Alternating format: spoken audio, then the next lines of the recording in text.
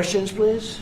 Mr. President, when you met with Russian President Vladimir Putin, how soon did he say that he wanted to sit down with Ukrainian President Zelensky? Russia, as of now, says there's no meeting on the books and no agenda is set. Well, that's going to be up to them. It takes two to tango, I always say it. And they should meet, I think, before I have a meeting and probably close the deal. But I think it's appropriate they meet. They do not exactly get along well, as you can understand. And I'm sure it's a meeting that perhaps he didn't like. But he wasn't happy about coming to the United States either. That was a big concession, and I appreciate the fact that he did.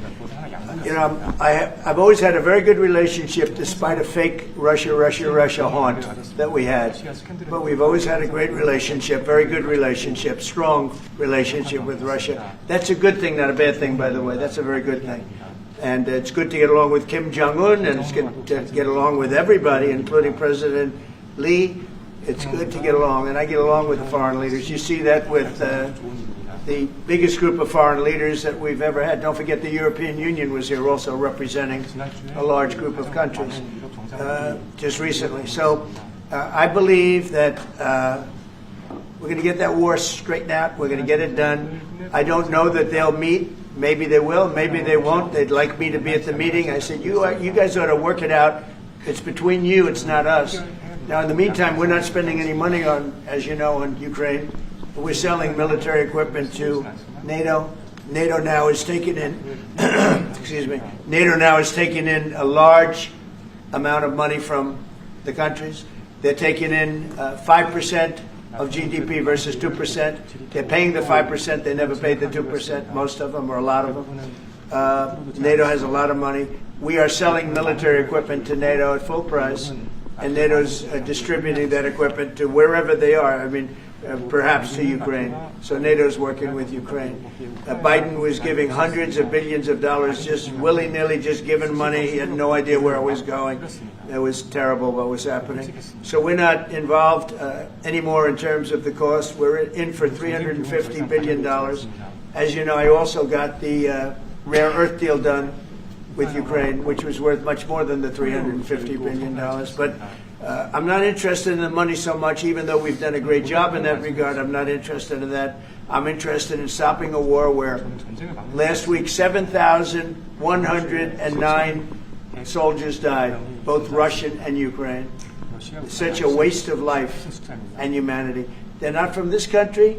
They're not from any other country other than Ukraine, for the most part, other than Ukraine and Russia. But it's a very important thing to me to stop it. I stopped 7 wars that were raging, one for 31 years, the Congo, and as you know, Rwanda, one for 35 years. I don't have to go into them. You know the list better than I do. But we stopped a lot of wars, including, you think about it, India and Pakistan, which was probably 2 weeks away from being a nuclear war. They were shooting down airplanes all over the place. So I'm very proud of that. I thought this would be, in many ways, the easiest way. I have a very good relationship with Putin. I thought it would be the easiest one to stop, and it's really not. It's very complex. It's very personal from their standpoint. There's tremendous dislike personally between the two men, and we're going to have to straighten that out. But I would like to see them meet first. They'd like me to be there. I may be there. I may not. I'll see. But I wanted them to work out their differences first, because it is ultimately between them. And when that happens, I think we'll get an end.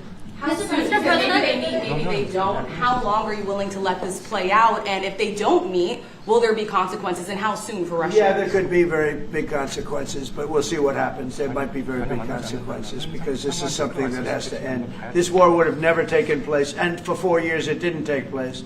But if I were president, this war would have never taken place. There has not been a war like this since the Second World War. This is the biggest thing that's happened in terms of warfare, wars. It's a whole new form of fighting. It's a drone fighting. It's a drone war. No, a drone war never existed before. And we're actually studying it from the standpoint of Pete Hegseth and everybody. We're studying it and studying it very carefully. This is a whole new form of war, but it's a violent war, and there has been nothing like this since the Second World War. So we'll see what happens over the next week or two, and at that point I'll step in very strongly, and if I have to be there, I'll be there. And we'll either have a deal or we won't. but a lot of people are dying, and I want to get his. Mr. President, Kim Jong-un wants to meet. When do you want to meet with him? With who? You said the North Korean leader wants to meet. How soon would you? Yeah, we want to have a meeting. I like to have a meeting. I got along great with him. You know, you were there. We even had a press conference. He had his first press conference. Kim Jong-un had a press conference. This was a little different press conference. I said, have you done a press conference before? No. And you know what? He did great. It was a great press conference, actually. It was historic. I doubt he's done one since. But I said, would you like to meet the fake news? Because whatever you want to do. And they came in, like you've never seen anything like it. And then he said, enough. And that was the end of the press conference. That was the end. It ended very rapidly. But I think he had a good time. I look forward to meeting with Kim Jong-un in the appropriate future. Mr. President, the United States Korea. Will you reduce the number of forces in South Korea so that the United States can have more flexibility in the region? Say it.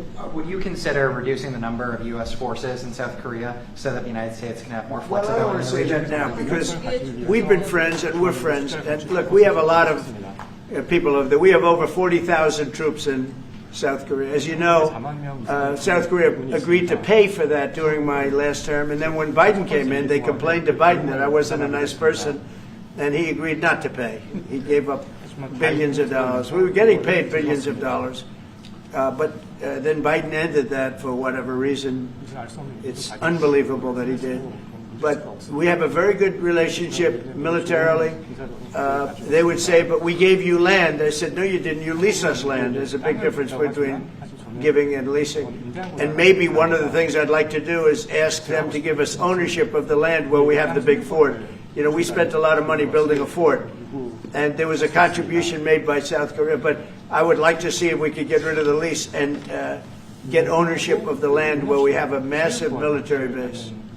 Okay? Mr. President, how are you? Thank you, Mr. President. How are you planning to make? I also want to ask this question to Mr. President. Who are you with? I'm Song Yujin. I'm from South Korea's Arirang TV. Good. Thank you so much. Good. So, as mentioned earlier, United States is South Korea's most important and closest ally. So, in this point of view, I would like to ask you and also President Lee, what do you think are the key ways to make the South Korea-U.S. alliance greater? Well, I think it's great now. I feel very warmly toward South Korea. I will tell you that I have a lot of people in business that I deal with that are from South Korea. They love Trump because they feel I've saved. I think you would have had a nuclear war if I weren't. I think you would have had a nuclear war, North Korea and South Korea. I think it would have been a disaster.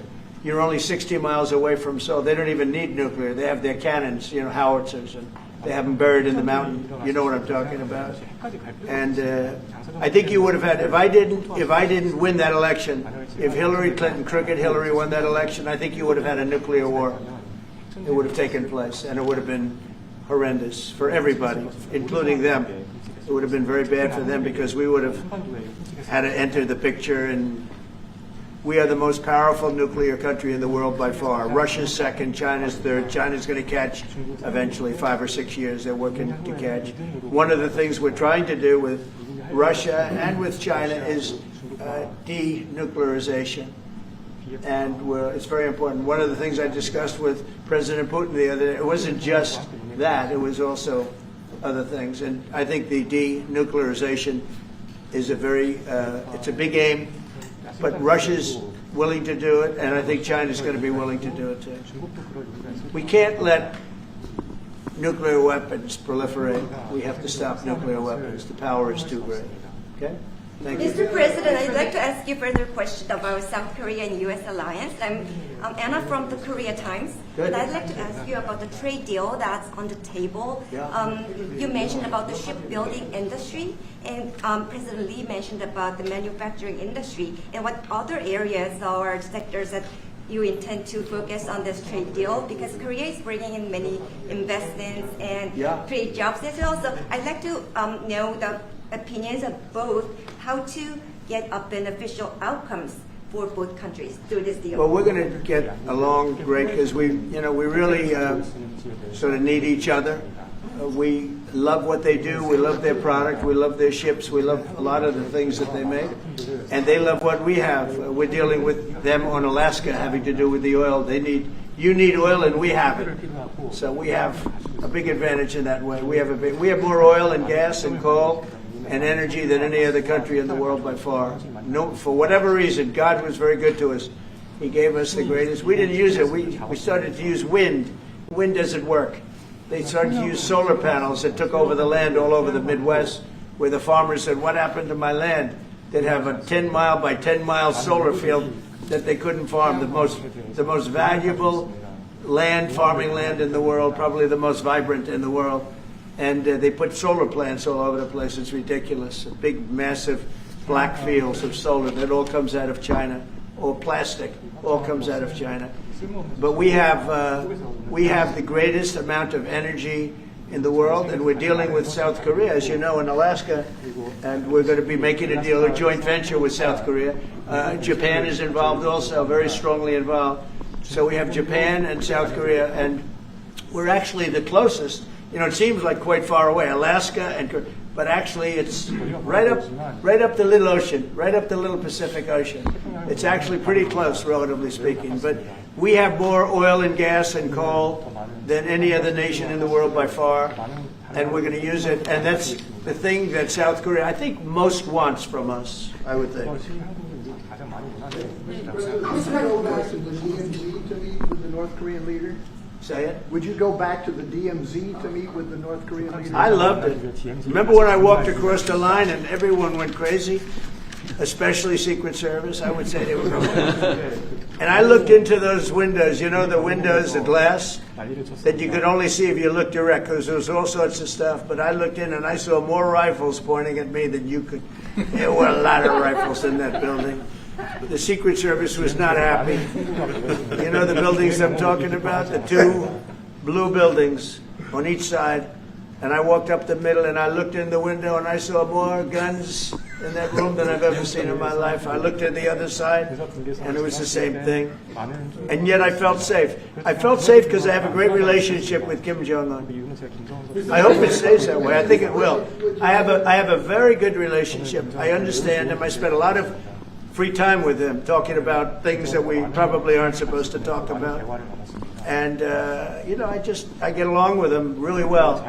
I think he has a country of great potential, tremendous potential. Is it possible to meet him this year or maybe next year? Well, I'm meeting a lot of people. I mean, it's hard to say that, but I'd like to meet him this year. President Xi would like me to come to China. It's a very important relationship. As you know, we're taking a lot of money in from China because of the tariffs and the different things. And it's a very important relationship. We're going to get along good with China. I hear so many stories about we're not going to allow their students, or we're going to allow their students to come in. We're going to allow, it's very important, 600,000 students. It's very important. But we're going to get along with China. But it's a different relationship that we have now with China. It's a much better relationship economically than it was before. With Biden, boy, what he allowed that, I mean, they just took him to the cleaners. You know the expression? They took him to the cleaners. I'm sure they have an equal expression in South Korea, but they took that guy out for a ride like nobody's ever been ridden before. Terrible. But we have a very strong relationship, Howard, I would say, economically with China now, getting much better. They have to give us magnets. If they don't give us magnets, then we have to charge them 200% tariff or something, you know. But we're not going to have a problem, I don't think, with that. I think that's perhaps behind us. You know, China intelligently went and they sort of took a monopoly of the world's magnets.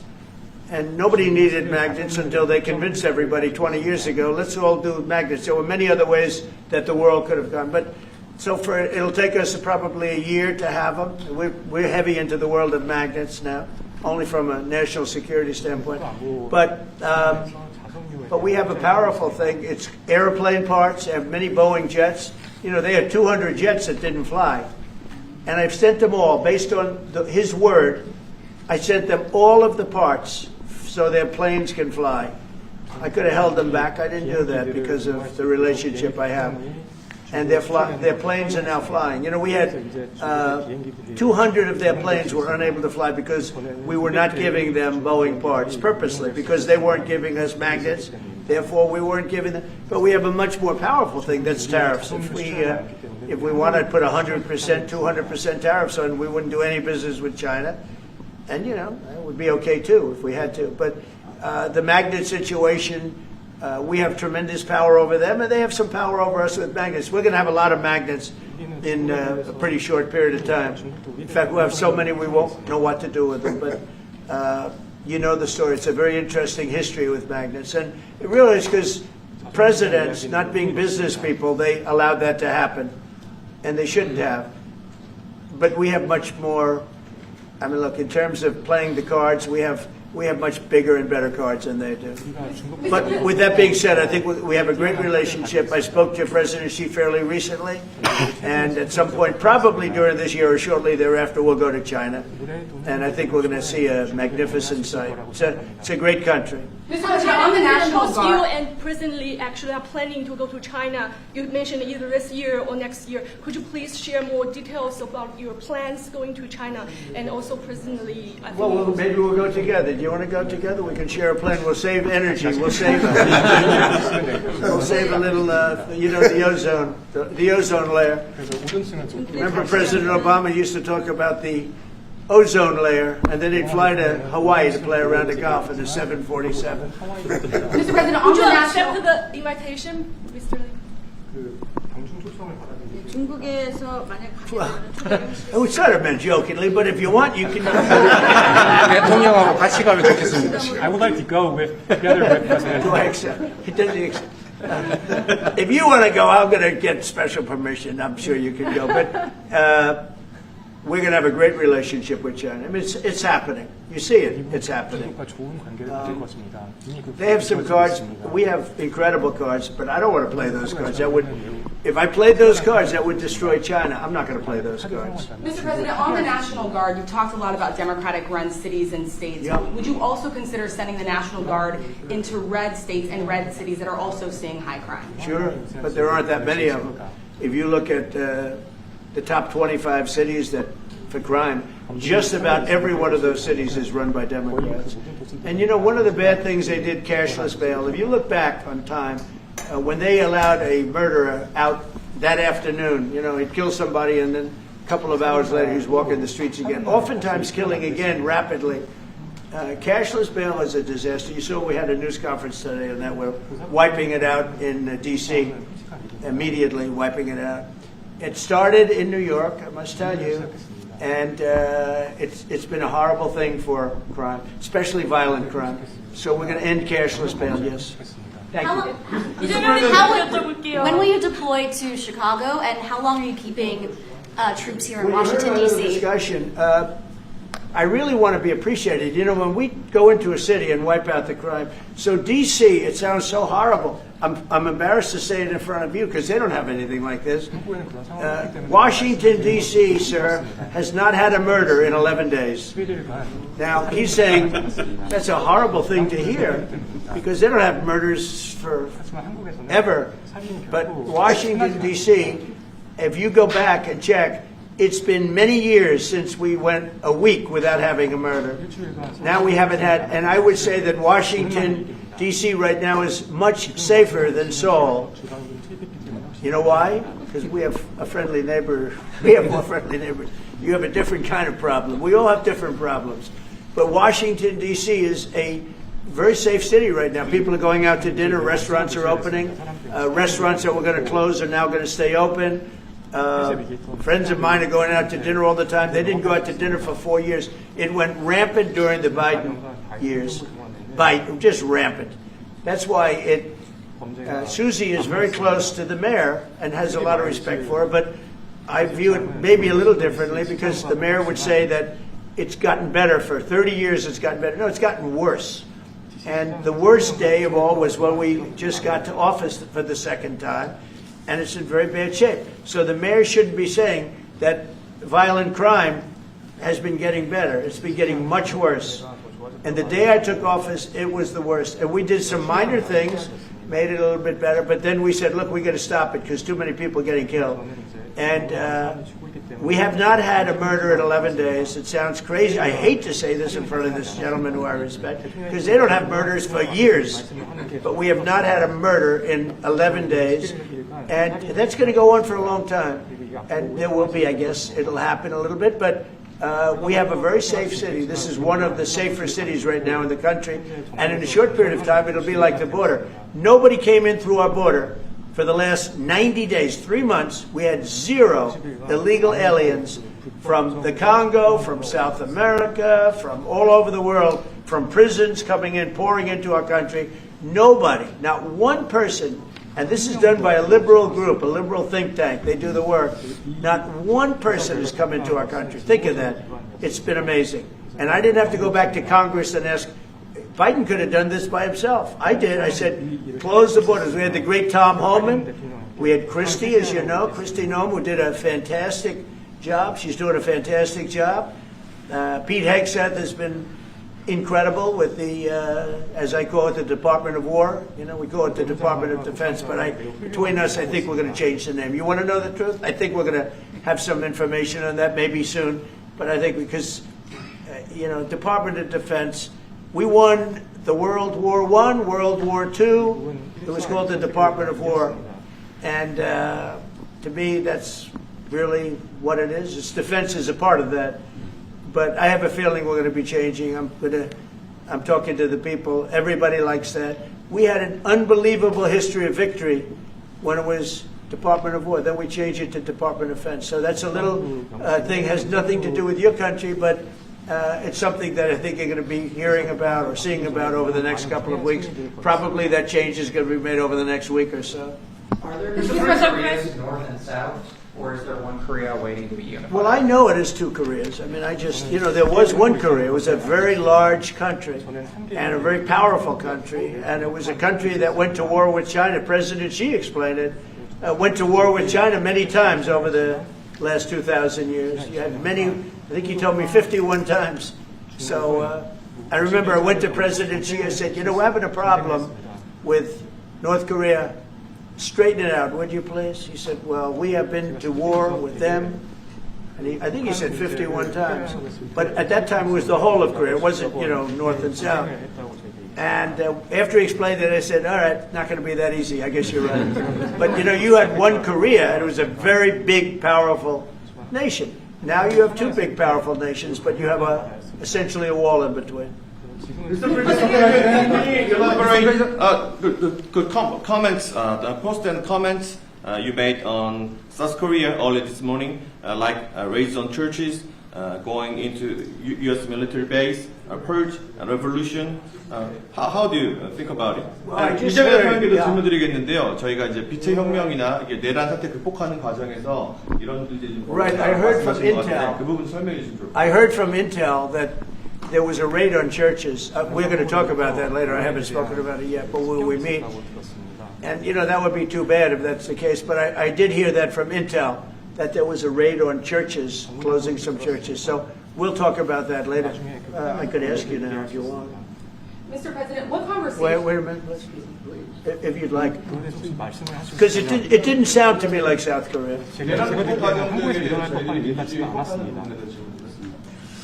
아주 간단하게 말씀을 드리면 지금 대한민국은 아시는 것처럼 친위 쿠데타로 인한 혼란이 이제 극복된 지 얼마 안 된 상태고 그 내란 상황에 대한 국회가 임명하는 국회가 주도하는 특검에 의해서 사실 조사가 진행 중입니다. 물론 저의 통제하에 있지는 않지만 하여튼 대한민국 검찰이 하는 일은